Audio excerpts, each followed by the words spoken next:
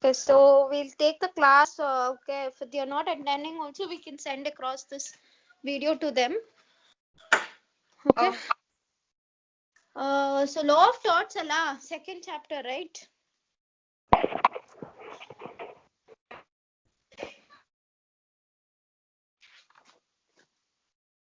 Where did I stop?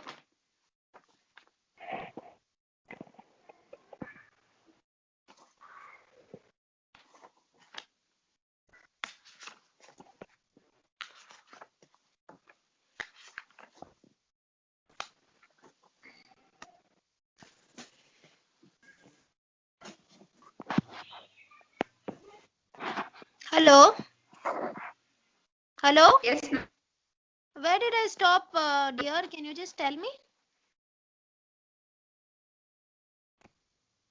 On law of torts, ma'am. First chapter you have completed. Second chapter. Voluntary non-fit injury. Again. Huh? Sorry. What non-fit injury have I completed? Minute, ma'am.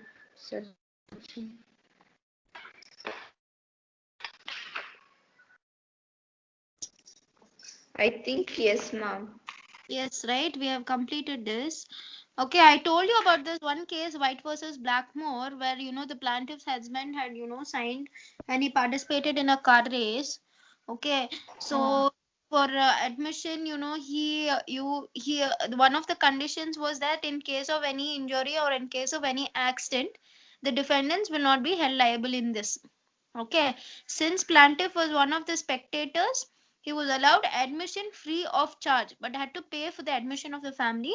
After taking part in the race, the plaintiff joined his family to witness another, race.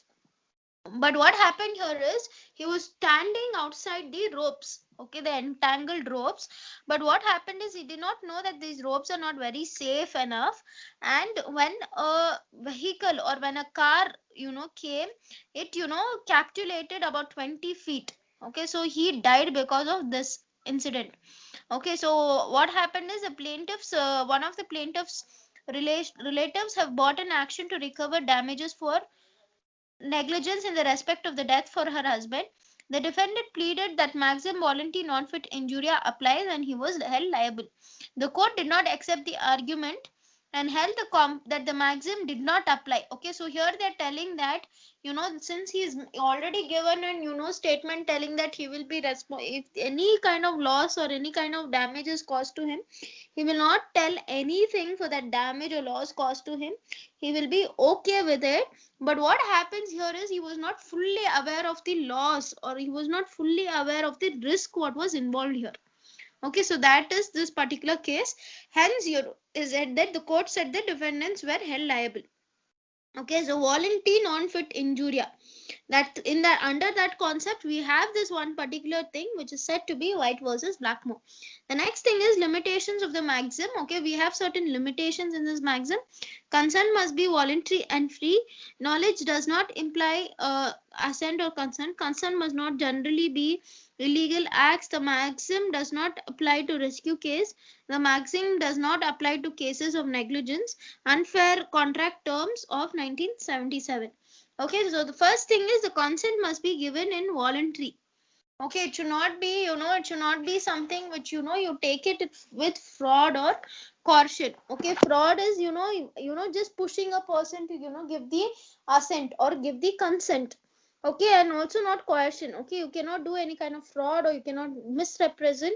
Okay, undue influence or mistake. The maxim voluntary non-fit injuria will not apply. Thus, free choice or consent is one of the prerequisites for the application of the maxim, because a man cannot be said be truly willing unless he is in the position to choose freely, and freedom of choice predicates not only that, only knowledge of the circumstances on which the exercise of choice is conditional. Means here whatever consent he is giving, right? What they said in this, what is voluntary non-fit injuria? First, let's come to this. This is in defense for the torts law. Okay, so if the person or if the plaintiff is consented to a particular act, okay, then the defendant will not be held liable. Okay, so you have already given a consent, for that particular act. The defendant has asked your consent, and if you give a consent to that particular act, then the defendant would not be held liable. But in certain cases, this consent must be, it must be voluntary and free. You cannot push a person to give consent. With fraud, coercion and all, you cannot push a person to give consent. Okay, so here we have one of the case studies. Okay, in Burnett versus British Waterways Board, the plaintiff was a lighterman employed by the defendants who owned a barge. The defendants had excluded their liability for injury, loss, or damage from whatever cause was arising. The barge was being towed with other barges to a dock. The plaintiff admitted that he had known the notice relating to exclusion of liability, but he did not think that it applied to the work he was doing at the time of the accident. The defendants admitted their negligence but contended that their liability was excluded on the ground of voluntary non-fit injuria because the plaintiff had consented to the risk of injury. Means here he's a lighter man. Lighter man means basically the persons who are the people who are correcting the electric poles and all. Okay, so he was employed by the defendant. He had a barge. Okay, so the defendant had excluded their liability for injury, loss, or damage from whatever causes arising. Okay, the barge was being towed with other barges to a dock. The plaintiff admitted that he had known the notice relating to exclusion of liability, but he did not think that it applied to the work. Means here he knew that if there is any loss caused to him, he will not be the defendants will not be held liable, but not the work. Okay, the defendants admitted that their negligence, but contended that their liability was excluded on the ground of voluntary non-fit injuria because the plaintiff had consented to the risk of injury. It was held that maximum voluntary non-fit injuria did not apply. Means you should have full, if you are having the giving the consent also, you should have the full knowledge. Okay, what is the kind of risk involved? Even in that also, he just signed. Okay, he was knowing that if he's attending in that car race, it is going to damage him or he's going to be killed. But he did not know that the ropes which were entangled across that particular thing was so not safe that if you would participate in that car race, or if you would be one of the spectators, even though he's visiting the car race, if the car entangles, what happens, he will die. It would not be that way. So that is the reason this particular maxim did not apply, because here even he did not have the idea that what kind of risk had been involved in this particular thing. Okay, the next thing is knowledge does not necessarily imply assent or consent. Means you have a knowledge. Okay, see, it is set and rightly too that the maxim is voluntary non-fit injuria and non-scientific non-fit injuria. That is to say, mere knowledge of the risk or danger is not sufficient. Knowledge of the risk is necessary, but it alone cannot attract the application of the maximum. For application of the maximum, the plaintiff must not only have the knowledge, but also the consent to run the risk. Okay, so you should not only have that mere knowledge. On top, you should not have the mere knowledge, but you should have the complete knowledge. Okay, so the plaintiff must also be violence, that is to say, a real consent to the assumption of the risk without compensation must be shown by the circumstances. Now, these general defenses are for voluntary non-fit injuria. Have you completed this in your college, Meghna?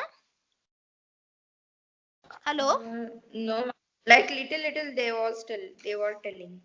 Okay. See, this voluntary non-fit injuria actually is, for these we have these, limitations. Okay, so there are 6 limitations. Okay, so knowledge, does not necessarily imply, that is, you should have complete knowledge. Anta they are telling. Consent to illegal acts. If a person is charged with criminal offense, he cannot avoid his liability on the ground of the victim consented to the commission of the crime. That is, you cannot give consent to illegal acts. You cannot ask consent to illegal acts. Okay, the consent must be legal. Okay, so see, if a person is charged with criminal offense, he cannot avoid his liability on the ground that the victim consented to the consent to commission of crime. Okay, even if he is given consent to do the crime, victim, he cannot take that this one. Okay, that is to say, maximum voluntary non-fit injuria should not apply in such a case. But such a general, in this there is no torts only. Okay, crime arises. Okay, so even if a person is charged with criminal offense, that is, the other person has given a consent for him to do it, still, you cannot tell that this voluntary non-fit injuria is not, is liable, because it's a crime, it's a criminal offense. Okay, but such a general or wide proposition cannot be accepted in the field of law of tort. It has been rightly written, certainly it cannot be true that the maxim is excluded whenever the act constitutes a crime as well as tort. For every assault is criminal, and so many are some libels. Uh, so many are some libels. Okay, so many are some liables. Okay, so Winfield took the view, however, that whenever the act is contrary to public policy and admittedly vague conception, voluntary non-fit injuria is inapplicable. But he did not conclude from this that in cases the plaintiff can succeed. Okay, so here the consent must not be there for illegal acts, but the consent must be there for legal acts. Okay, the next thing is we have application of the maxim in the case of negligence. Okay, as noted earlier, the plea of voluntary non-fit injuria can succeed if the defendant establishes that plaintiff consented to run the risk. Means if the plaintiff is only told, he will take up the risk, at that point of time, this voluntary non-fit injuria will come. But even when it is shown that plaintiff assented to bear the risk, usually does not include the negligence of the defendant. For example, in Slater versus Claycross Co. Limited, the plaintiff was struck by a train while she was lawfully walking along a narrow tunnel on a narrow railway track owned and occupied by the defendants. She was struck and injured due to the negligence of the driver. The defendants were held liable. Dunning observed, when this lady walked in the tunnel, although it may be said that she voluntarily took the risk of danger from the running of the railway in the ordinary and accustomed way, nevertheless she did not take the risk of negligence by the driver. So here what we are saying in this case, what is happening is, this particular maxim does not it's not applicable in the case of negligence. Okay, so here, if you are behaving negligently, you cannot tell that voluntary non-fit injuria is applying. Okay, what's voluntary non-fit injuria? If the particular person is giving a consent to the harm, okay, if he's telling, okay, I know this harm is caused, but still I give you the consent. And if a harm is, or if a loss has been caused to that particular person, at that point of time, this voluntary non-fit injuria applies. Okay, but here in the case of negligence, it's going to be a negligent act. Okay, so in this particular case, what is happening is in this Slater versus Claycross Co. Limited, the plaintiff was struck by a train while she was lawfully walking, okay, along a narrow tunnel on a narrow railway track owned and occupied by the defendants. She was stuck and injured due to the negligence of the driver. Okay, so here what is happening? It's a negligent act of the driver. Okay, so the defendant, who is the driver, so he is held liable. He cannot tell that, she has consented to this particular act and I'm not held liable. That is one thing. Okay, the next thing is one case is enough for each and everything. Okay, the next thing is rescue cases. Yet another limitation of the maxim voluntary non-fit injuria is that it does not apply to rescue cases. That is to say, in rescue cases, although the plaintiff voluntarily takes a risk to save somebody from the danger caused by the wrongful act of the defendant, means this particular limitation is also not applying to rescue cases. If you are rescuing a person, okay, or if you're taking a risk to save somebody from the danger, okay, in that case also this particular thing will not, apply. Okay, so here we have one case, Hennis versus Harwood. The defendant left two horses uh, and unattended on the street. Suddenly a policeman saw the horse and Link ordered to save several persons on the street who were in danger of being injured. He darted out and seized one of the horses and succeeded in pulling them up, but in doing so, he himself was seriously injured. It was held that the defendant was held liable. Means here what? The defendant has left two horses. Okay, they have left two horses unattended on the highway. So what has happened? A mischievous boy has thrown a stone at these horses, and the horses have started running suddenly. And the policeman saw the horse, okay, and several persons on the street were injured because of this horse, okay, and this boy has thrown a stone on him. but in doing so he himself was seriously injured. So here it was held that the defendants were held liable. Who? The people who are the defendants who left the horses unattended. Because of them, a lot of people were injured. Okay, the next thing is Unfair Contract Terms Act in 1977. Yet another exception to the maximum of voluntary non-fit injuria has been provided in section number 2 of the Unfair Contract Terms Act 1977. A person cannot, by reference to any contract term or to notice given to persons generally or to a particular person, exclude or restrict his liability of death or personal injury resulting from negligence. Means this particular maxim is not even there for unfair contract terms. Okay, so see, suppose you cause a death due to negligence, at that point of time you cannot tell voluntary non-fit injuria is applicable. Negligence in itself is a different concept in torts law. Okay, in the case of loss or other damage, a person cannot so exclude or restrict his liability for negligence except insofar as the term of notice satisfied the requirement of reasonableness. Where a contract term or notice purports to exclude or restrict liability for negligence, a person's agreement or to awareness of it is not itself to be taken as indicating his voluntary acceptance of any risk. Okay, so these are the various general, first general defense is voluntary non-fit injuria. Under that we have these limitations. Okay, so these are the limitations of these maxim. Do you have any doubts till here, Meghna? Hello? No, ma'am. Okay, No, so ma'am. you have any doubts, you can ask me. See, if they ask you the complete exceptions, okay, in the law of torts, then you need to write all the 16 points. Okay, voluntary non-fit injuria, Okay.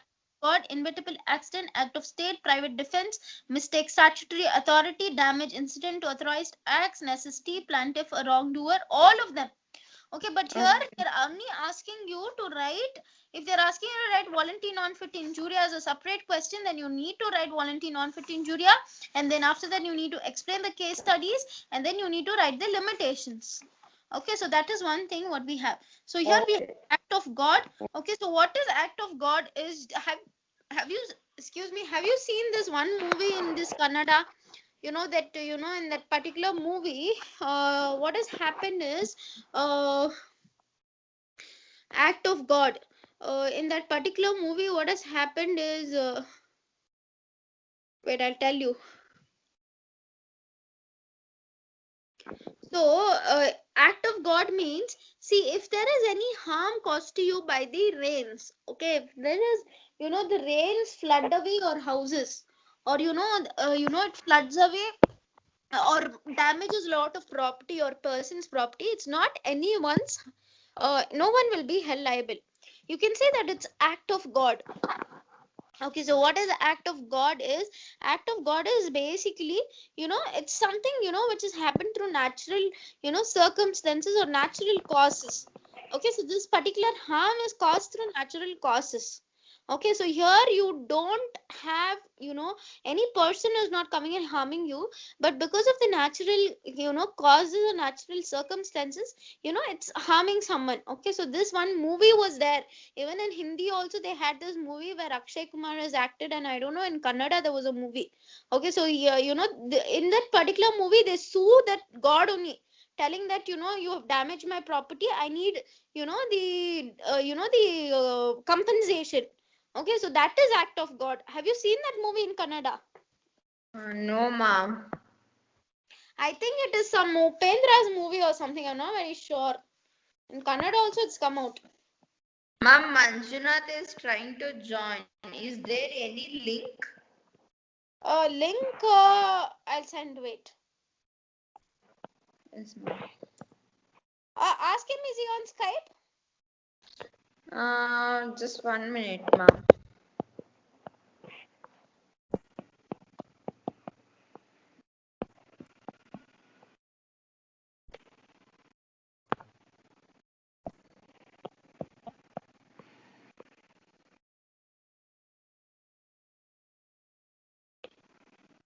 No. Ask him to load Skype.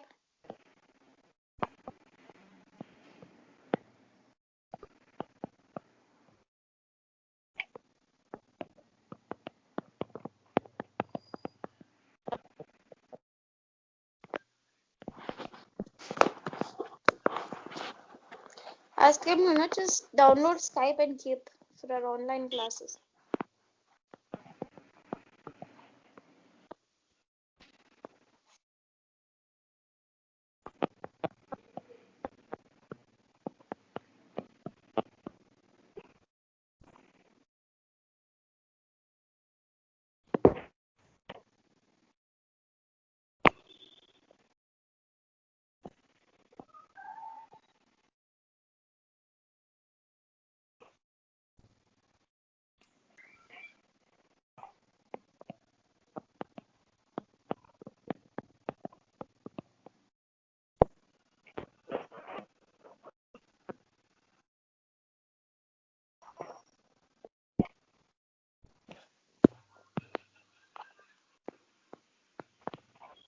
You can continue, ma'am. I think he will take some times.